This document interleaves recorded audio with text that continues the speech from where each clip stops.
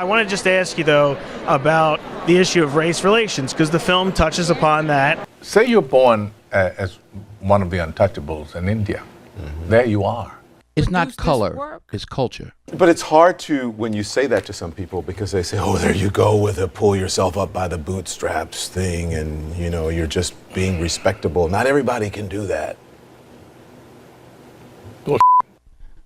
You know, I know, you know, we all know what it is when a hot comb hits your hair on a Sunday morning, what it smells like. That's a cultural difference, not just a color difference. Right. So it's the culture. It might sound crazy to say this in 2024, but there are actually black people who are going around right now in 2024, and they are saying that if Donald Trump wins this election that is only 4 days away, that black people are going to return to slavery.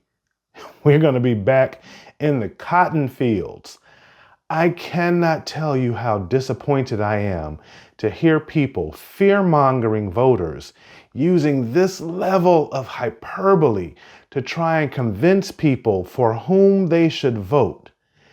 This country is consumed with race. It's white against black, black against Latino, Latino against Asian.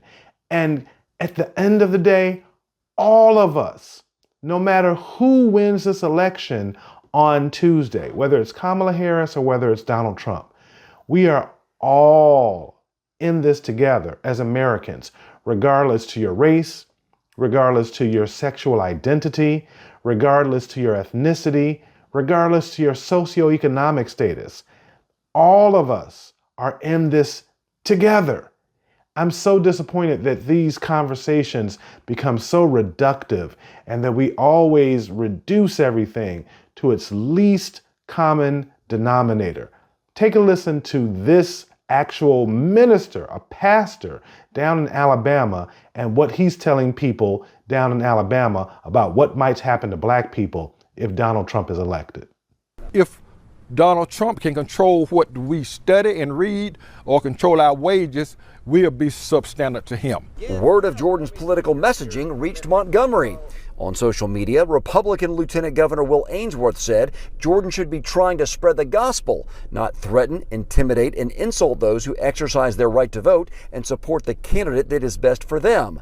Those responsible for this sign should be ashamed. But he's thinking from a Republican point of view. Donald Trump make sad, pitiful, negative statements about people every day. But Jordan's political points don't stop with cotton-picking threats. He hurls serious insults at any African Americans aligning themselves with a former president. Are you worried at all that when you use words like ignorant, stupid, Negro, as it says in your sign, you may offend people that may want to come to your church? No, they know point blank it's an ear catcher. I've got a surprise for you today. I don't want you to turn away. I've got actually two surprises for you.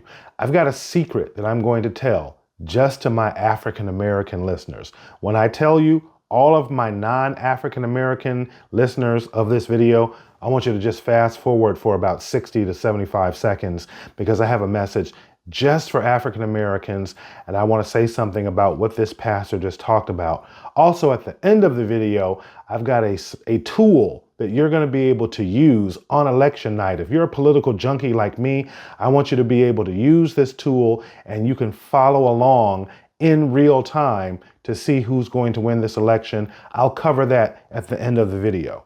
But I actually do a radio show here, a terrestrial radio show here in Chicago. And I had a very interesting exchange with one of my listeners named Earl, talking about this exact same thing that we just heard this pastor talking about how everything is about race. Take a listen to this. The fact that you still have people going around talking about we are an oppressed people. And I'm like, do you really know what oppression looks like? You know, and it's just the rhetoric that we use that somebody who doesn't know, somebody who's not informed will begin to take that in and allow it to become part of their spirit, and they start to believe it. And so oftentimes these individuals have agendas who are throwing that out, oppression and cotton fields and things of that nature. And so, Hey, wait, what stop we right there, need, Earl. Stop right there, Earl. Let me say something, because I thought you reminded me of something, because I was talking about this earlier to my wife. To everybody who's saying we're going back to the cotton fields, let me just remind you, cotton is not even picked by human beings anymore. They have machines doing that. They are not going to they are not going to return their John Deere tractors and all of the machines that, by the way, can do the job by orders of magnitude better than human beings. They're not going to get rid of all of those millions of dollars of investment that they had so they can put you back in slavery and send you to the cotton fields. Like, stop it. Right. Go ahead, Earl. right. All of my non-black listeners, I need you to just go ahead and fast forward for about 60 seconds because I have a message just for the African American listeners. I don't want you to be bothered by this. Go ahead, fast forward 60 seconds. I just want to talk to my black listeners for just about a minute. Okay, I think they're gone.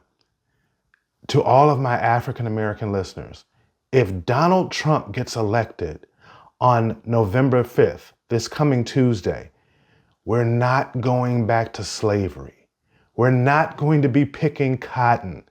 Stop it with all this silliness. If Donald Trump gets elected on November 5th, Tuesday evening, you know what you're going to do on Wednesday? You're going to get up and go to work. You're going to get up and live your life. You're going to continue to pay your bills. You're going to continue to do everything that you've done in your life up until this point.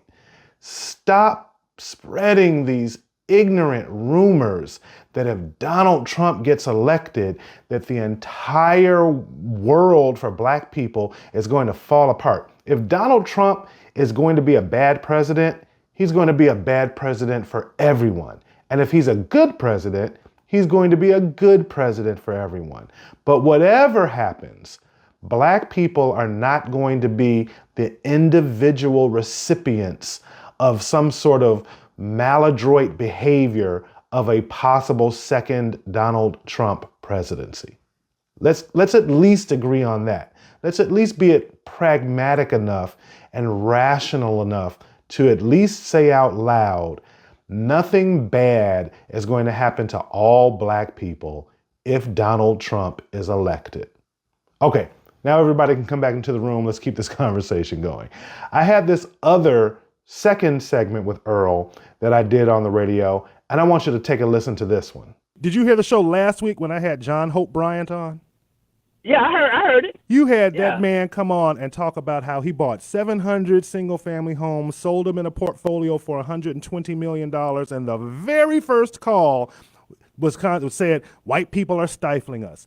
If you listen to this, if you listen to this show, brother, and I appreciate you for calling and I appreciate you for listening, I am the biggest advocate for black people, and I say all the time, nobody can stop us from doing anything. And that rule that you just heard me state about black people, that nobody can stop us from doing anything, that rule applies to every group, to every ethnicity, to every gender. If you are willing to work harder, if you are willing to be disciplined and sacrifice, and you have tenacity, you will be successful.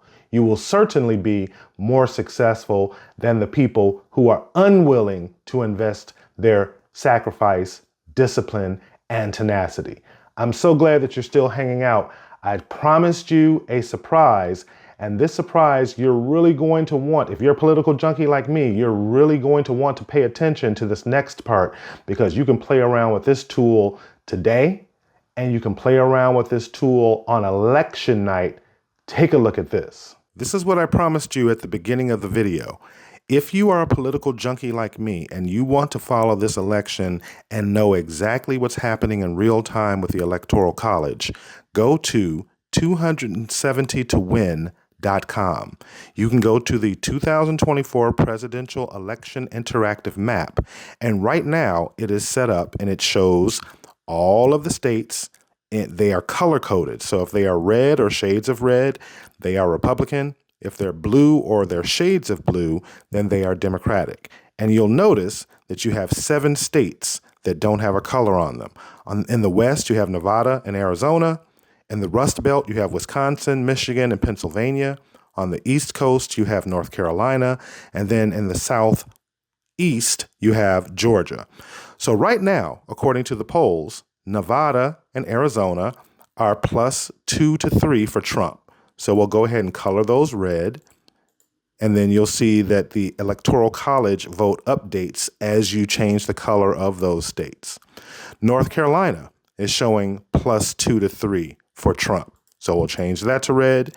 And then Georgia is showing +2 to 3 for Trump. So we'll change that one to red. So right away, you see we have 268 electoral votes for Donald Trump. We have 226 votes for Kamala Harris. Wisconsin and Michigan are showing +1 to 3 percentage points for Kamala Harris. So we'll change these states to blue. We'll change that one to blue. We'll change this one to blue. So now you see the Electoral College vote is 251 for Kamala Harris and 268 for Donald Trump. That means it comes down to one state, Pennsylvania. And Pennsylvania is a really pivotal state because you'll remember that just about a week ago, Donald Trump had that rally at Madison Square Garden, and that comedian, Tony Hinchcliffe, told those really bad jokes about Puerto Ricans. So right now, if that rally at Madison Square Garden, if those 300,000 to 400,000 Latinos in Pennsylvania are angry enough and they vote for Kamala Harris, we change this to blue, it's exactly 270 electoral votes for Kamala Harris to 268 for Donald Trump. Kamala Harris wins. But if they don't, if they're not angry enough and Pennsylvania goes for Donald Trump, then it's 287 for Donald Trump and 251 for Kamala Harris. All of this might boil down to a few tens or hundreds of thousands of Latino votes in Pennsylvania because this one comedian at this one Trump rally told this off-color joke, and that one incident might be the determining factor on whom is going to be the next president of the United States. I went ahead and put together another compilation video for those of you who are following this channel and for those of you who are returning to this channel. We didn't hit our goal of 1,000 subscribers in October, so we're going to reset for November. We've got 30 days, just about, well, today is November 2nd, and there are 30 days in the month, so we've got 28 days. We really need your help to help us hit our goal of 1,000 subscribers. So I wanted to go ahead and put together this video just for my returning viewers and for the subscribers. I made this video specifically for you. Go ahead and take a look at this. I hope you enjoy it. I've been wandering through the desert of small YouTube channels. I'm lost out here with only a few views and likes to keep me going. But there's hope. You, yes, you can save me. And all it takes is one click.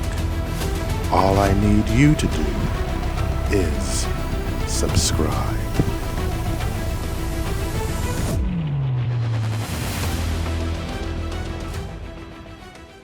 What I'm going to do right now is I'm going to put a link to that video because if you remember earlier, I alluded to the importance of Pennsylvania, how this entire election might come down to Pennsylvania. So I'm going to go ahead and you can look at the video here about Donald Trump when he was at Madison Square Garden. I put together a video about that, so you can go back and take a look at that. And I also put together another video about Pennsylvania and the Amish community and the black men in the inner cities of Philadelphia who are supporting Donald Trump. This is going to be a nail biter, everybody.